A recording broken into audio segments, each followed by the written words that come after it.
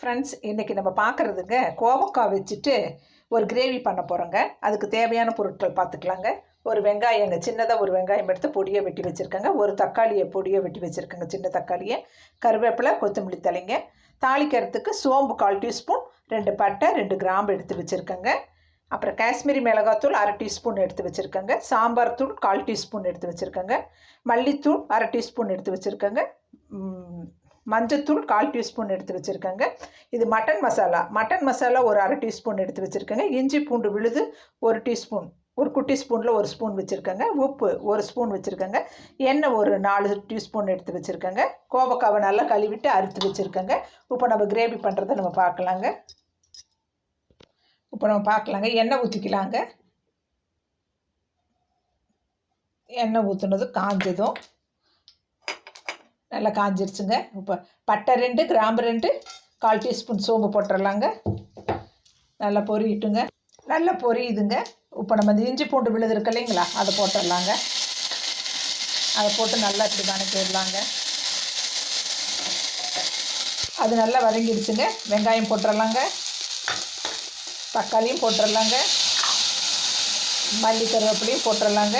கொஞ்சம் சால்ட்டு போட்டு இது வதக்கலாங்க. இது நல்லா இருக்குங்க, சூப்பராக இருக்குங்க. கோவக்காய் வச்சு நம்ம பொரியல் பார்த்துருக்கோங்க. இந்த கிரேவி அவ்வளோ நல்லா இருக்குங்க. சாப்பாட்டுக்கு அப்படியே பிசைஞ்சு சாப்பிட்லாங்க. கோவக்காய் உடம்புக்கு ரொம்ப நல்லதுங்க. இது நல்லா வதங்கிட்டுங்க. இப்போ நல்லா வதங்கிடுச்சுங்க. இப்போ இதில் நம்ம இந்த கோவக்காவை அப்படியே போட்டுக்கலாங்க.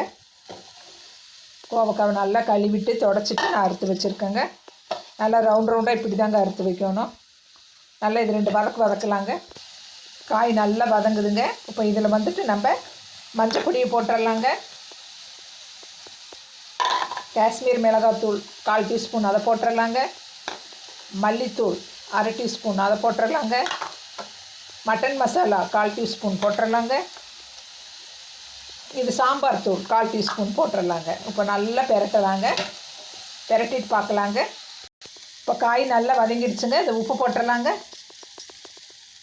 உப்பு போட்டுட்டு 2 பெரட்டிட்டு ஒரு குட்டி டம்ளரில் 1 டம்ளர் தண்ணி ஊற்றி மூடி வச்சிடலாங்க. நம்ம 1 டம்ளர் தண்ணி எடுத்து வச்சுருக்கேங்க. அதை அப்படியே ஊற்றிட்டோங்க. இப்போ அப்படியே மூடி வச்சிடலாங்க. வெந்ததும் நம்ம பார்க்கலாங்க. ஃப்ரெண்ட்ஸ், வெந்துட்டுருக்குங்க. இன்னும் கொஞ்சம் வேகணுங்க. வெந்ததும் பார்க்கலாம். சூப்பராக ரெடி ஆகிடுச்சுங்க ஃப்ரெண்ட்ஸ். இப்போ நம்ம பிளேட்டிங் பண்ணி பார்க்கலாங்க. ஒரு 1/4 டீஸ்பூன் நெய் வேணால் ஊற்றிக்கலாங்க, அவங்கவுங்க இஷ்டங்க.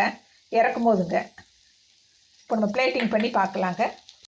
ஃப்ரெண்ட்ஸ், சூப்பராக கோவக்காய் கிரேவி ரெடி ஆகிடுச்சுங்க. நான் சொன்ன அளவுகளோடு நீங்கள் பண்ணி பாருங்கள்.